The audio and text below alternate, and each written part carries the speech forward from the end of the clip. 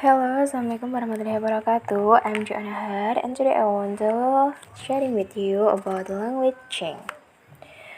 Did you ever know what language change? Okay, language change is about the changing of the people that chose to change their language. And variation from the first subject is about the variation and change.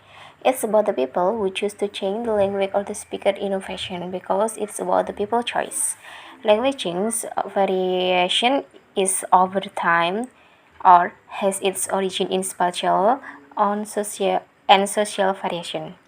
Jadi languaging itu tentang pilihan dari seseorang yang memilih untuk merubah bahasanya menyesuaikan dari kondisi mereka. Ini lebih tepatnya biasa kita sebut sebagai speaker innovation karena ini adalah pilihan dari si pembicara itu sendiri. Nah, dari languaging sendiri memiliki 3 variasi di mana over time or its origin in spatial on social variation. Kalau over time berarti mereka melakukan perubahan secara terus-menerus. Kalau its origin in spatial menyesuaikan dari daerah menyesuaikan dari kondisi mereka. Jadi tidak secara terus menerus. Atau di social variation berarti mereka melakukan perubahan bahasa itu menyesuaikan dengan keadaan sosial. For the example, it's in the beginning there is a language, but in the next some language are adding. Maksudnya seperti contohnya itu kalau misalkan ada sebuah bahasa, lalu di suatu hari bertambahlah bahasa yang lainnya masuk. Orang-orang akan mengadopsi dari bahasa yang masuk itu tadi. Nah, di sini yang paling mudah beradaptasi dengan bahasa yang baru itu adalah anak-anak muda atau mereka lebih biasa menambahkan di bahasa mereka dengan namanya slang. Nah, untuk yang selanjutnya adalah mengenai post-vocalic its spread and its status. Jadi standar pronunciation in English untuk itu sangat banyak ya. Accent post-vocalic itu disebut rhotic, di mana banyak USA yang menggunakannya. Jadi misalkan kita bisa mengisyaratkan seperti penggunaan di di American atau di British. Misalkan pada kata car, itu kalau di British itu car, R-nya itu seperti tipis, tapi kalau misalkan kita menggunakan Amerika, car, R-nya itu lebih jelas gitu. For the next, the spread of vernacular forms. The state that has many immigrant not always change their language as the immigrant.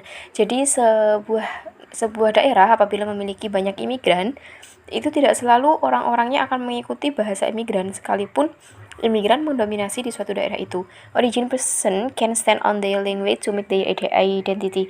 Jadi orang-orang asli tetap bisa menggunakan bahasa mereka untuk tetap stand on identitas mereka. Juga seperti itu untuk orang-orang imigran, mereka juga tetap menggunakan identitas mereka sebagai seorang imigran. Language it means that linguistic process is relevant with condition. Jadi ini membuktikan juga jika proses linguistik itu sesuai dengan kondisi. And the next subject is about coinage and coinization. It's about how the Creole are appeared when people in dialect and monolingual do change. This changing name coinization and the result that use is coin. Jadi di sini adalah tentang Creole, di mana Creole itu adalah bahasa yang biasanya dulu digunakan oleh budak, lalu itu mengalami percampuran seperti itu. Nah, ketika Creole, di mana dia sebagai people dialect dan juga ataupun orang-orang monolingual ya dengan satu bahasa itu mengalami perubahan. Nah, perubahan ini dinamakan coinization dan hasil dari perubahan itu dinamakan coin. Linguistic process involve many kind like leveling. Jadi proses linguistik itu juga memiliki banyak jenis dan memiliki level. Level-levelnya itu beda disesuaikan, bisa juga dengan sosial ataupun interaksi mereka. Simpelnya dari contoh dari coin itu adalah ketika when some dialect person gather and speak who has the simplest dialect that will still alive. Jadi contoh sederhana dari coin ini adalah ketika banyak orang yang berkumpul dengan dialek yang berbeda, maka siapa yang memiliki dialek paling sederhana adalah yang paling bertahan karena lebih mudah digunakan oleh mereka tadi yang awalnya memiliki dialek berbeda. Okay, for the next is how to change spread. Bagaimana perubahan dalam bahasa itu terjadi itu dari faktor melalui jalan apa saja. Yang pertama, from group to group. Jadi maksudnya dari grup ke grup. Misalkan kita dalam satu kelas itu memiliki beberapa grup. Dari grup A itu menggunakan dialek dari daerah Jawa misalkan. Terus dari grup B ada lagi menggunakan daerah dialek Sumatera. Grup A dan grup B itu bercampur, pada akhirnya mereka akan membuat dialek yang baru. Juga seperti itu apabila nanti grup C juga follow ke grup mereka, itu akan menciptakan lagi dialek yang baru lagi. Nah, ini akan terus mengalami adaptasi, dan siapa yang tadi yang paling sederhana itulah nanti yang paling bisa bertahan. Oke, for the next is from style to style. Jadi perubahan itu juga bisa melalui gaya ke gaya. Misal for the example is in the community in the same team are meeting. Nah, ada di sebuah tim sebuah komunitas itu ingin melakukan pertemuan, di mana pertemuan itu berasal dari banyak orang, style orang, misalkan ada yang formal, ada yang casual, dan ada yang netral saja. Nah, misalkan grup pertama ini di pertemuan pertama casual terus, nah grup kedua ini formal terus, grup ketiga masih netral. Nah, di next pertemuan ternyata grup pertama itu juga mulai menggunakan formal casual, sedangkan di grup kedua stand on pilihan dia tetap menggunakan di formal tadi. Nah, grup ketiga masih menjadi variabel yang sedikit-sedikit berubah. Nah, di pertemuan selanjutnya, di ketiga dan seterusnya, itu ternyata grup ke-1 menggunakan variabel casual dan formal, dan grup kedua pun juga begitu, sudah mulai menggunakan formal casual. Sedangkan grup ketiga juga sudah menggunakan salah satu formal ataupun casual. Begitu seterusnya hingga nanti bisa saja mengalami perubahan. Yang ketiga adalah dari kata ke kata, from word to word.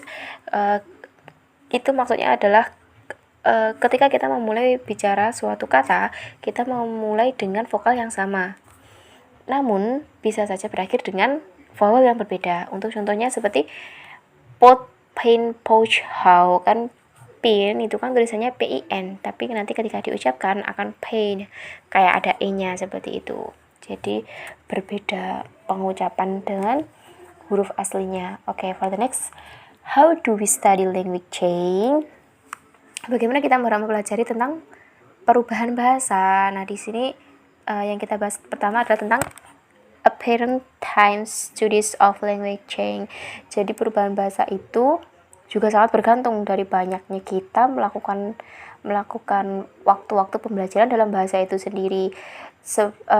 Ketika masih muda, biasanya orang-orang itu sangat aktif melakukan komunikasi seperti itu. Jadi mereka akan lebih banyak mengalami perubahan. Nah, berbeda jika ketika orang itu sudah mengalami pertambahan umur dan menjadi bertambah tua, itu sangat memungkinkan mengalami pengurangan dalam perubahan bahasa mereka sesuai dengan bertambahnya usia mereka. Nah, mereka justru paling mungkin mengadopsi bahasa itu mungkin dari bahasa remaja yang ada di sekitar mereka gitu. Oke, next, language change in real time. Jadi bagaimana bentuk dari perubahan bahasa itu sendiri dalam kehidupan nyata yang seperti kita rasakan sekarang. Nah, di sini perubahan bahasa itu sendiri memiliki 3 faktor ya yang sangat berhubungan dengan perubahan bahasa, yakni sosial, gender, dan juga interaction. Yang pertama kita akan membahas mengenai sosial status. Mengapa seseorang mengalami perubahan bahasa? Karena sosial status mereka. People as high social has community that also high social may has little change, but different with them. People will be the middle class. Middle class people has communication with high or low class. It make much of changing language. Jadi maksudnya di sini adalah social status sangat berpengaruh karena apa? Sebagai contohnya seperti orang-orang yang memiliki kelas sosial tinggi dengan komunitas kelas sosial tinggi, mereka akan lebih sedikit mengalami perubahan karena mereka memiliki status sosial yang sama. Namun berbeda jika mereka yang berada di posisi middle, jadi berada di tengah low dan high. Mereka harus berkomunikasi dengan high sosial dan juga berkomunikasi dengan low sosial. Itu akan menyebabkan middle class itu biasanya memiliki perubahan yang lebih banyak dari high social only ataupun low social only. Next, the reason is Oke, kita next ke reason selanjutnya, yakni mengenai gender and language change. Jadi perubahan bahasa itu juga sangat dipengaruhi oleh gender. Dimana kita tahu gender terbagi jadi 2, woman and man. perempuan dan laki-laki memiliki pemikiran yang berbeda ketika mereka berbicara. Perempuan akan lebih berpikir mengenai detail sesuatu berdasarkan apa yang mereka lihat dan juga apa yang mereka rasakan. Sedangkan untuk laki-laki biasanya akan lebih kepada proofnya apa dan merealistikkan itu. Bisa perempuan mengatakan tentang kehidupan suatu desa. Kehidupan suatu desa di mana desa itu bermata pencaharian sebagai petani. Perempuan akan menceritakan tentang bagaimana kehidupan petani dan juga bagaimana keadaan di desa. Sedangkan pemikiran kehidupan laki-laki akan lebih kepada pemikiran bagaimana caranya membangun suatu desa itu dan bagaimana caranya untuk memberdayakan para petani, seperti itu. And then the last reason